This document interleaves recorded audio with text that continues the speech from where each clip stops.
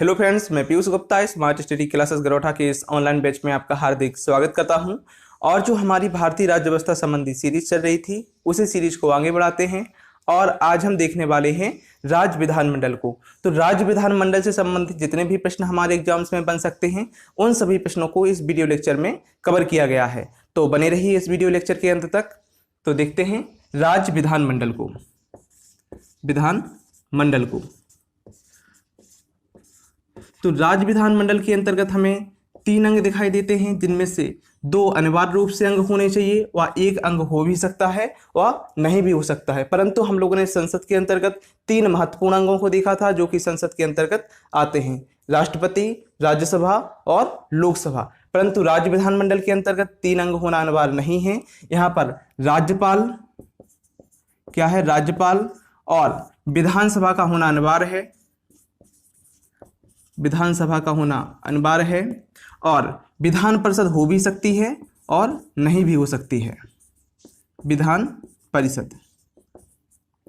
तो विधानमंडल का वर्णन हमें 168 के तहत देखने को मिलता है और राज्यपाल का वर्णन हमें 153 के अंतर्गत देखने को मिलता है। यह आर्टिकल हैं।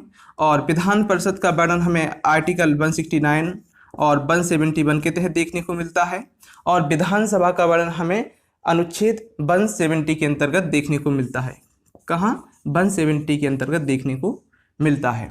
विधान परिषद राज्यसभा के समान शक्तिशाली है और विधानसभा लोकसभा के समान शक्तिशाली है। अर्थात विधान परिषद के वही कार्य हैं जो राज्यसभा के हैं और विधानसभा के वही कार्य हैं जो लोकसभा के हैं। और यहाँ पर भी देखते हैं विधानमंडल का क्या कार्य है? नीति का निर्माण करना। क्या है? नीतियों का निर्माण करना। तो आइए देखते हैं विधान परिषद और विधानसभा को, क्योंकि राज्यपाल को तो हम लोग बहुत अच्छी तरीके से पहले कवर कर ही चुके हैं। तो यहीं पर कुछ प्रश्न देख लेते हैं।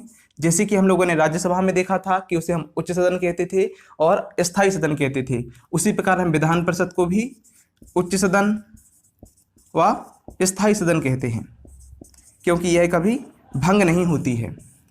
और जैसा कि हम लोगों ने लोकसभा में देखा था कि लोकसभा को हम लोग निम्न सदन कहते थे और अस्थायी सदन कहते थे, तो इसी प्रकार हम विधानसभा को भी कहेंगे निम्न सदन और अस्थायी सदन। इसे हम जनता का सदन भी कह सकते हैं, जनता का सदन, क्योंकि इसके जो सदस्य हैं सीधे जनता के द्वारा ही चुने जाते हैं। तो आइए एक एक करके हम लोग देखते हैं। पहले विधान परिषद को देखते हैं, उसके बाद विधानसभा को देखते हैं कि इनसे हमारे एग्जाम्स में क्या प्रश्न बन सकते हैं। तो देखते हैं विधान परिषद को।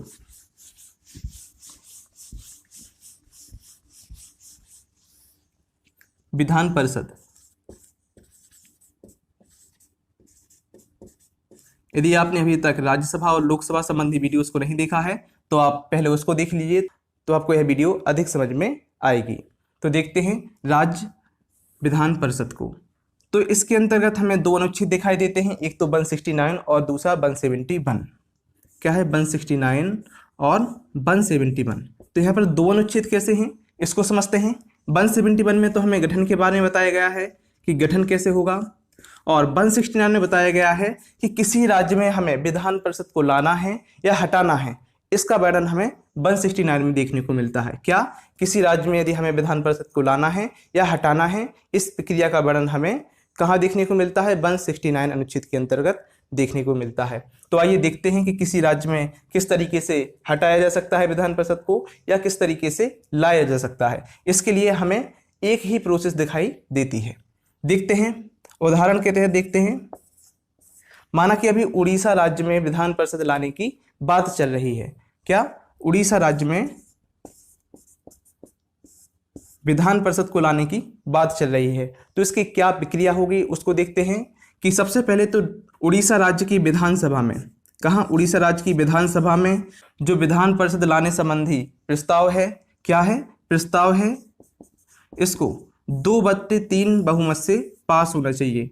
क्या? 2/3 बहुमत से पास होना चाहिए, वो भी सदन में उपस्थित लोगों के, सदन में उपस्थित लोगों की।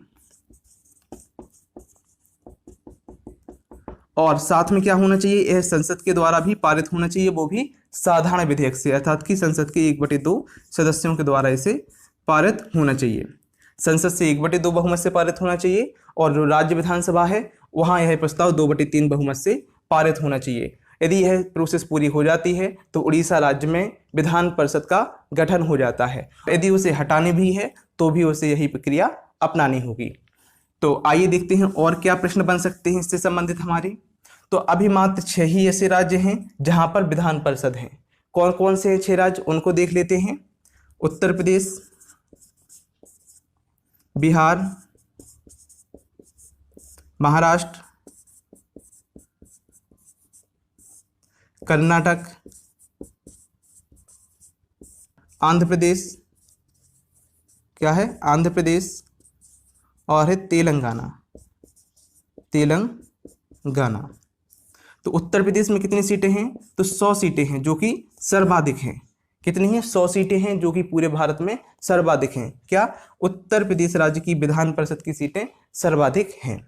बिहार में कितनी सीटें हैं, तो 75 सीटें हैं। महाराष्ट्र में 78 सीटें हैं। कर्नाटक में 75, आंध्र प्रदेश में 50 और तेलंगाना में 40 सीटें हैं। यह सीटें आपको याद करना आवश्यक नहीं है, केवल एक ही सीट आपको याद करनी है। उत्तर प्रदेश की सीटें आपको याद करनी है विधान परिषद की। कितनी हैं, 100 सीटें हैं। और उत्तर प्रदेश में लोकसभा की सीटें भी सर्वाधिक हैं। कितनी हैं लोकसभा की सीटें, तो 80 सीटें हैं, जो कि पूरे भारत के राज्यों में सर्वाधिक है। मतलब कि 80 सीटें किसी भी अन्य राज्य की नहीं हैं। तो इसके अलावा और क्या प्रश्न बन सकते हैं उनको देखते हैं कि पंजाब और तमिलनाडु 2 ऐसे राज्य हैं जहां पहले विधान परिषद थी परंतु उन्हें अब हटा दिया गया है। क्या है, पहले यहां पर विधान परिषद थी परंतु अब वहां पे हटा दिया गया है। और इसके अलावा एक प्रश्न और बनता है कि आंध्र प्रदेश एकमात्र ऐसा राज्य है जहां पहले विधान परिषद थी, उन्होंने पहले हटा दिया और दोबारा से फिर से विधान परिषद को ले आए हैं। क्या है, पहले वहां पर विधान परिषद थी, उन्होंने हटा दिया और दोबारा से विधान परिषद को ले आए हैं। तो हम लोगों ने 169 को बहुत अच्छी तरीके से समझा है। और अब देखते हैं गठन को, कि गठन किस प्रकार से होता है। गठन संबंधी प्रश्न भी हमारे एग्जाम्स में पूछे जाते हैं। देखते हैं गठन को। तो देखते हैं अधिकतम सदस्य संख्या कितनी हो सकती है। अधिकतम सदस्य कितने हो सकते हैं, तो अधिकतम सदस्यों की संख्या जो है उस राज्य की विधानसभा सीटों की 1/3 ही हो सकती है। क्या है, उस राज्य की विधानसभा सीटों की 1/3 ही हो सकती है। और न्यूनतम ही हमें बताए गए हैं। क्या है, न्यूनतम ही बताई गई है कि 40 सीटों से कम नहीं होनी चाहिए। क्या है, 40 सीटों से कम नहीं होनी चाहिए। और यदि एक क्वेश्चन देखा जाए कि तेलंगाना एकमात्र ऐसा राज्य है जहां की सीटें जो है न्यूनतम आंकड़े को छूती हैं, अर्थात वहां की सीटें जो है 40 ही हैं। तो हम लोगों ने अधिकतम संख्या को भी देखा और न्यूनतम संख्या को भी देखा। यह न्यूनतम संख्या आपके लिए इंपॉर्टेंट है। और अधिकतम संख्या, यदि आपसे कूट संबंधी प्रश्न पूछे जाते हैं तो आपको अधिकतम संख्या का भी प्रश्न पूछा जा सकता है। तो हम लोगों ने गठन को भी बहुत अच्छी तरीके से देखा है। और अब इसके बाद देखते हैं कि योग्यता क्या होनी चाहिए। तो योग्यता जो हमें दिखाई देती है कि वह भारत का नागरिक हो, वह 30 वर्ष की आयु पूर्ण कर चुका हो। यह हमारे लिए महत्वपूर्ण है कि 30 वर्ष की आयु पूर्ण कर चुका हो। 30 वर्ष की आयु पूर्ण हो जानी चाहिए, तभी वह विधान परिषद का सदस्य बनने के योग्य होता है। और इसके अलावा देखते हैं कि निर्वाचन किस प्रकार से होता है। तो इसका एक विशेष प्रकार का निर्वाचन होता है। क्या, विशेष प्रकार का निर्वाचन होता है। आप थोड़े से भी बड़े लेवल का एग्जाम देते हैं तो वहां पर आपको निर्वाचन संबंधी प्रश्न पूछा जा सकता है। तो आइए देखते हैं निर्वाचन किस प्रकार से होता है कि 1/3 सदस्य जो हैं स्थानीय स्वशासन निकाय से चुने जाते हैं। स्थानीय स्वशासन निकायों से चुने जाते हैं। इसको समझते हैं कि स्थानीय स्वशासन निकाय क्या है। जैसे कि ग्राम पंचायत हुआ, क्षेत्र पंचायत हुआ, जिला पंचायत हुआ, नगर पंचायत, नगर पालिकाएं हुई, नगर निगम हुआ, ये आपके क्या हैं, स्थानीय स्वशासन निकाय हैं। तो इनकी सदस्यों के द्वारा 1/3 सदस्यों का चुनाव किया जाता है। कहाँ पर, विधान परिषद के सदस्यों में से। और 1/3 सदस्य कहाँ से चुने जाते हैं, विधानसभाओं के सदस्यों के द्वारा चुने जाते हैं। कहाँ से, 1/3 सदस्य विधानसभाओं के सदस्यों के द्वारा चुने जाते हैं। और देखते हैं कि 1/6 सदस्य राज्यपाल के द्वारा मनोनीत किए जाते हैं, राज्यपाल के द्वारा मनोनीत किए जाते हैं,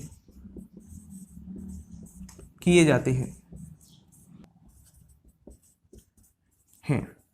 क्या देखा कि 1/6 सदस्य जो है राज्यपाल के द्वारा मनोनीत किए जाते हैं, जो कि विज्ञान कला साहित्य, कहाँ से, विज्ञान कला साहित्य व समाज सेवा से जुड़े हुए होते हैं, समाज सेवा से जुड़े हुए लोग होते हैं। कहाँ से, विज्ञान कला साहित्य और समाज सेवा से जुड़े हुए लोग होते हैं।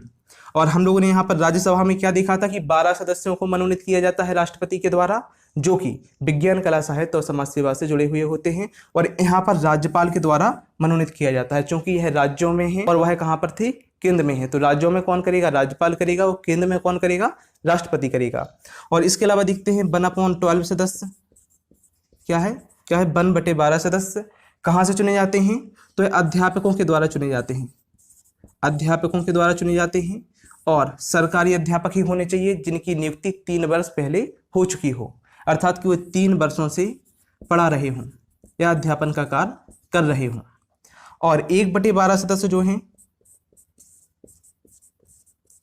स्नातकों के द्वारा चुने जाते हैं, स्नातकों के द्वारा चुने जाते हैं, जो कि 3 वर्ष पहले उनकी स्नातक हो जानी चाहिए। जैसे कि आपकी यदि स्नातक 2014 में होती है तो आप 2017 में वोट डाल सकते हैं। किसके चुनाव में, तो विधान परिषद के सदस्यों के चुनाव में। तो यदि आपको यह बात समझ में ना आई हो तो इसको एक एग्जाम्पल के तहत समझते हैं। माना कि किसी राज्य में विधान परिषद की सीटें 60 हैं, कितनी हैं, 60 सीटें हैं। तो 60 सीटों का यदि बंटवारा करें, 60 का 1/3 किसके द्वारा चुनी जानी है, अर्थात कि 20 सीटें चुनी जानी हैं स्थानीय स्वशासन निकायों के सदस्यों के द्वारा। हम लोगों ने क्या देखा था, 1/3 सीटें ही कहाँ से चुनी जानी है, स्थानीय स्वशासन निकायों के सदस्यों के द्वारा, अर्थात कि 20 सीटें किसके द्वारा चुनी जाएगी, स्थानीय सदस्यों के द्वारा, अर्थात कि स्थानीय निकायों के सदस्यों के द्वारा। और इसके अलावा देखते हैं 60 का फिर से 1/3 है, यह विधानसभा के सदस्यों के द्वारा चुनी जाएंगी, अर्थात कि दोबारा से 20 सीटें किसके द्वारा चुनी जाएंगी, विधायकों के द्वारा चुनी जाएंगी। और इसके अलावा देखते हैं कि 1/6 सीटें किसके द्वारा, राज्यपाल के द्वारा मनोनीत की जाती हैं, अर्थात कि 10 सीटें किसके द्वारा, राज्यपाल के द्वारा मनोनीत होंगी। और देखते हैं अध्यापकों के द्वारा 1/12 है, अर्थात कि 5 सीटें किसके द्वारा चुनी जाएंगी, अध्यापकों के द्वारा चुनी जाएंगी। और क्या देखा कि 1/12 सीटें अर्थात कि 5 सीटें स्नातकों के द्वारा चुनी जाएंगी। तो हम लोग यदि इसको काउंट करें तो 20, 40, 50, 55 और 60 सीटें पूरी हो जाती हैं। तो मेरे ख्याल से अब आपको समझ में आ गया होगा। और एक प्रश्न और बनता है कि धन विधेयक के संबंध में विधान परिषद को अधिक शक्तियां प्राप्त नहीं हैं, जैसा कि हम लोगों ने राज्यसभा में देखा था कि राज्यसभा को भी अधिक शक्तियां प्राप्त नहीं हैं, वह मात्र 14 दिनों तक ही धन विधेयक को अपने पास रोक सकती है। इसी प्रकार विधान परिषद भी धन विधेयक को 14 दिनों तक ही अपने पास रोक सकती है। तो हम लोगों ने विधान परिषद को बहुत अच्छी तरीके से देखा, जो प्रश्न हमारे एग्जाम्स में बन सकते थे। तो आइए अब हम विधानसभा को देखते हैं। विधानसभा भी हमारे लिए बहुत ही ज़्यादा इम्पोर्टेंट है और उससे हमारे एग्जाम्स में कई बार प्रश्न पूछे जाते रहे हैं। विधानसभा और लोकसभा के कार्य एवं शक्तियां लगभग समान ही हैं। क्या है, विधानसभा के कार्य एवं लोकसभा के कार्य एवं शक्तियां लगभग समान ही हैं। तो आइए देखते हैं विधानसभा को। विधानसभा तो विधानसभा का वर्णन कहाँ पे देखने को मिलता है, तो 170 के अंतर्गत देखने को मिलता है, अर्थात कि आर्टिकल 170 के अंतर्गत देखने को मिलता है। तो हम लोग गठन को देखते हैं कि गठन किस प्रकार से होता है। अधिकतम सदस्य संख्या कितनी हो सकती है इसकी, क्या, अधिकतम सदस्य संख्या। तो किसी भी राज्य में अधिकतम सदस्य संख्या 500 ही हो सकती है। कितनी, 500 हो सकती है। यह प्रश्न हमारे एग्जाम्स में बहुत अधिक बार पूछा गया है। कितनी हो सकती है, 500 हो सकती है। और अभी वर्तमान में सर्वाधिक संख्या किस राज्य के पास है, तो उत्तर प्रदेश राज्य के पास है। कितनी, उत्तर प्रदेश राज्य के पास है। और कितनी सीटें हैं, 404 सीटें हैं, जिसमें से 403 सीटों पर चुनाव होता है व 1 सीट राज्यपाल के द्वारा मनोनीत की जाती है, अर्थात कि 1 सदस्य जो है राज्यपाल के द्वारा मनोनीत किया जाता है एंग्लो इंडियन जो सदस्य होता है। किस आर्टिकल के तहत? तो आर्टिकल 332 के तहत। किस आर्टिकल के तहत? तो आर्टिकल 332 के तहत एक एंग्लो इंडियन सदस्य चुना जाता है। एंग्लो इंडियन सदस्य चुना जाता है अर्थात कि नॉमिनेटेड किया जाता है। तो यह आर्टिकल हमारे लिए इम्पोर्टेंट हो जाता है। और देखते हैं कि न्यूनतम कितनी हो सकती हैं। न्यूनतम कितनी हो सकती हैं? तो न्यूनतम 40 सीटें ही हो सकती हैं अर्थात कि 40 से कम सीटें किसी राज्य में नहीं हो सकती हैं। परंतु इसका भी हमें अपवाद दिखाई देता है। 2 राज्य ऐसे हैं जिनकी सीटें 40 ही हैं और एक राज्य ऐसा है जिसकी सीटें 40 से कम हैं और एक केंद्र शासित प्रदेश भी ऐसा है जिसकी सीटें 40 से कम हैं। तो यह जो अपवाद वाले प्रश्न होते हैं हमारे एग्जाम्स में बहुत ही ज़्यादा मात्रा में पूछे जाते हैं। तो आइए देखते हैं। एक पहला है गोवा, सेकंड है मिजोरम, थर्ड है सिक्किम और पुदुचेरी। पांडुचेरी का नाम अब चेंज हो गया है, पुदुचेरी नाम हो गया है इसका। देखते हैं गोवा में कितनी सीटें हैं। तो 40 सीटें हैं। मिजोरम में कितनी हैं? 40 सीटें हैं। परंतु सिक्किम में हमें 32 सीटें दिखाई देती हैं। कितनी? 32 सीटें दिखाई देती हैं। और पुदुचेरी एकमात्र ऐसा केंद्र शासित प्रदेश है जहां पर सीटों की संख्या सबसे कम है। कितनी है? 30 सीटें हैं। कितनी सीटें हैं? 30 सीटें हैं। तो यह आप याद कर लीजिए क्योंकि बहुत ही अधिक मात्रा में यह हमारे एग्जाम्स में पूछी जाती हैं। तो इसके अलावा और क्या प्रश्न बन सकते हैं उनको भी देखने का प्रयास करते हैं। आर्टिकल 332 के तहत यहाँ पर यह गलत हो गया है। आर्टिकल 333 के तहत एंग्लो इंडियन को मनोनीत किया जाता है। किस आर्टिकल के तहत? आर्टिकल 333 के तहत अर्थात कि आर्टिकल 333 के तहत।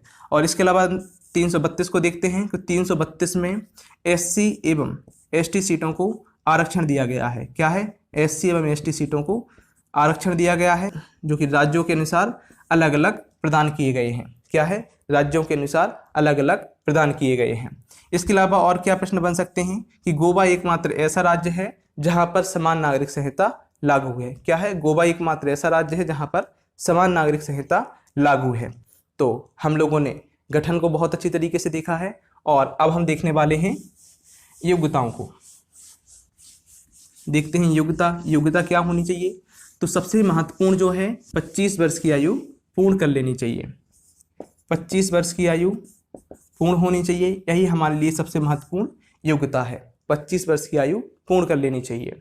और इसके अलावा देखते हैं निर्वाचन किस प्रकार से होता है। तो जैसा कि हम लोगों ने लोकसभा में देखा था सेम टू सेम निर्वाचन आपको यहाँ पर भी देखने को मिलेगा कि आनुपातिक प्रतिनिधित्व के आधार पर एकल निर्वाचन क्षेत्र से, क्या है? एकल निर्वाचन क्षेत्र से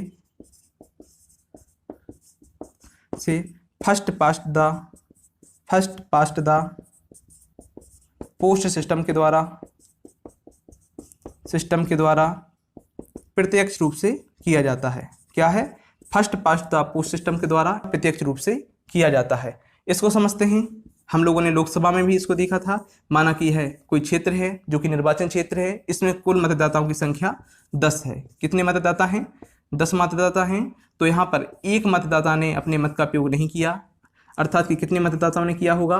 तो 9 मतदाताओं ने अपने मत का प्रयोग किया। और इस निर्वाचन क्षेत्र में ABCD 4 जो उम्मीदवार हैं खड़े होते हैं। तो A को माना कि 2 मत प्राप्त होते हैं, B को 3 मत प्राप्त होते हैं और C को 4 मत प्राप्त होते हैं और D को 1 भी मत प्राप्त नहीं होता है। क्या देखा? A को 2 मत प्राप्त होते हैं, B को 3 मत प्राप्त होते हैं, C को 4 मत प्राप्त होते हैं और D को 1 भी मत प्राप्त नहीं होता है। तो C यहाँ पर विजेता माना जाएगा। क्या? C विजेता माना जाएगा क्योंकि इसे सर्वाधिक वोट मिले हैं। यह नहीं है आवश्यक कि उसे 50% से अधिक वोट मिलने चाहिए। यदि वह सभी उम्मीदवारों से अधिक वोट लेकर आता है तो वह विजेता घोषित हो जाता है। यही है first past the post system और जनता के द्वारा किया जाता है, इसलिए हम इसे प्रत्यक्ष चुनाव कहते हैं। तो हम लोगों ने निर्वाचन को भी देख लिया है और अब हम देखने वाले हैं कार्यकाल को कि कार्यकाल कितना होता है। कार्यकाल तो सामान्यतः 5 वर्षीय दिखाई देता है। कितना? 5 वर्षीय दिखाई देता है। परंतु यह एक अस्थायी सदन है अर्थात कि 5 वर्ष से पहले भी इसका विघटन हो सकता है। तो विघटन किन परिस्थितियों में हो सकता है उसको देखते हैं। विघटन तो पहला तो क्या है, उसका कार्यकाल पूरा हो जाए। क्या है? कार्यकाल पूरा हो जाए। और सेकंड क्या है कि वह बहुमत खो दे, वह बहुमत खो दे। इसका क्या तात्पर्य है? तो इसको दिल्ली के एग्जाम्पल से समझते हैं। दिल्ली में विधानसभा की सीटें कितनी हैं? 70 हैं। तो आपको 50% प्लस 1 सीट प्राप्त होनी चाहिए, अर्थात कि 36 सीटें प्राप्त होनी चाहिए। यदि 36 सीटों से एक भी सीट कम होती है तो आप बहुमत का आंकड़ा खो देंगे और आपकी सरकार गिर जाएगी। और इसके अलावा एक और है, जो राज्य मंत्रिपरिषद है वह क्या करेगी? राज्यपाल को यह लिखित रूप में देगी कि आप विधानसभा को भंग कर दीजिए, तो राज्यपाल विधानसभा को भंग कर सकता है। और जो राज्य मंत्रिपरिषद है उसका प्रमुख कौन होता है? तो सीएम होता है, अर्थात कि मुख्यमंत्री होता है। तो हम लोगों ने कार्यकाल को भी बहुत अच्छी तरीके से देख लिया है और अब हम देखने वाले हैं कि पद रिक्तता कैसे हो सकती है। क्या पद रिक्तता कैसे हो सकती है? यह हमें लोकसभा, राज्यसभा, विधानसभा और विधान परिषद सभी में समान रूप से दिखाई देती है। क्या है? सभी में समान रूप से दिखाई देती है। तो क्या है, इसको देखते हैं कि यदि कोई भी विधायक, सांसद 60 दिनों तक, क्या है, 60 दिनों तक सदन को बिना बताए अनुपस्थित रहता है तो जो सदस्यता है वह रद्द कर दी जाती है। 60 दिनों तक बिना बताए सदन में अनुपस्थित रहता है तो उसकी सदस्यता रद्द कर दी जाती है। यह 60 दिन जो है हमारे लिए इम्पोर्टेंट है, क्योंकि कई बार हमारे एग्जाम्स में पूछा गया है। और इसके अलावा देखते हैं कि और क्या हो सकता है। यदि कोई भी सदस्य 2 सदनों का सदस्य चुना जाता है तो उसे एक सदन से क्या है, इस्तीफा देना होगा। क्या है? इस्तीफा देना होगा, वह भी 14 दिनों के अंदर। क्या है? इस्तीफा 14 दिनों के अंदर देना होगा। क्या देखा है? इस्तीफा जो है 14 दिनों के अंतर्गत उसे देना होगा। और इसके अलावा एक प्रश्न और बनता है कि आपने देखा होगा कि कभी कोई सदस्य भी नहीं है फिर भी वह क्या है, मंत्री बन जाता है, मुख्यमंत्री बन जाता है। जैसे कि आप उत्तर प्रदेश के जो सीएम हैं इस समय पर, योगी आदित्यनाथ जी, क्या है, योगी आदित्यनाथ जी, यह जब सीएम बने थे तब यह किसी भी सदन के सदस्य नहीं थे, ना ही यह विधानसभा के सदस्य थे और ना ही विधान परिषद के सदस्य थे। परंतु यदि आप सदस्य नहीं हैं और यदि आपको कोई मंत्री बना दिया जाता है या आपको सीएम बना दिया जाता है तो आपको 6 माह के अंतर्गत, कहाँ, 6 माह के अंदर ही अंदर आपको या तो विधानसभा की सदस्यता लेनी होगी या विधान परिषद की सदस्यता लेनी होगी। तो हम लोगों ने पद रिक्तता को भी बहुत अच्छी तरीके से देख लिया है, जितने भी प्रश्न हमारे एग्जाम्स में बन सकते हैं। तो अब देखते हैं हम कि धन विधेयक के संबंध में विधानसभा को अधिक शक्तियां प्राप्त हैं। और जो हम लोगों ने लोकसभा में देखा था, लोकसभा के पदाधिकारी देखे थे, प्रोटेम स्पीकर को देखा था, लोकसभा अध्यक्ष को देखा था, उपाध्यक्ष को देखा था, महासचिव को देखा था, वही सारे पद हमें विधानसभा के अंतर्गत भी देखने को मिलते हैं। और जो लोकसभा की कार्य एवं शक्तियां हैं वही कार्य एवं शक्तियां किसके पास भी है, विधानसभा के भी पास हैं। तो इसके अलावा और जो फैक्ट बन सकते हैं उनको हम देखने का प्रयास करते हैं। पहली महिला राज्यपाल, पहली महिला राज्यपाल तो सरोजिनी नायडू जी बनी थी, सरोजिनी नायडू। किस राज्य की बनी थी राज्यपाल? तो उत्तर प्रदेश राज्य की यह राज्यपाल बनी थी। और इनकी स्मृति में एक दिवस मनाया जाता है, कब? 13 फरवरी को महिला दिवस मनाया जाता है। क्या? 13 फरवरी को महिला दिवस मनाया जाता है। किसकी स्मृति में मनाया जाता है? तो सरोजिनी नायडू की स्मृति में मनाया जाता है। इसके बाद देखते हैं सेकंड फैक्ट क्या बन सकता है कि पहली महिला मुख्यमंत्री, पहली महिला मुख्यमंत्री कौन बनी थी? पहली महिला मुख्यमंत्री तो सुचेता कृपलानी जी। कौन? सुचेता कृपलानी जी बनी थी। किस राज्य की बनी थी? तो उत्तर प्रदेश राज्य की बनी थी। किस राज्य की? उत्तर प्रदेश राज्य की बनी थी। तो यह 2 महत्वपूर्ण फैक्ट हैं जो हमारे एग्जाम्स में कई बार पूछे भी गए हैं। तो आज का वीडियो लेक्चर यहीं पर समाप्त करते हैं। और यदि आपको यह वीडियो लेक्चर पसंद आया हो तो इसे लाइक कीजिए और अधिक से अधिक शेयर कीजिए और साथ ही साथ आप इस चैनल को सब्सक्राइब कर लीजिए, ताकि जितनी भी वीडियोस डाली जाएं आपके पास नोटिफिकेशन सबसे पहले पहुंच सके। और इसके बाद हम लोग एक तुलनात्मक अध्ययन करेंगे लोकसभा, राज्यसभा, विधानसभा और विधान परिषद का। जितने भी फैक्ट हमारे एग्जाम से बन सकते हैं उनका हम लोग ओवरव्यू लेने का प्रयास करेंगे। Thank you.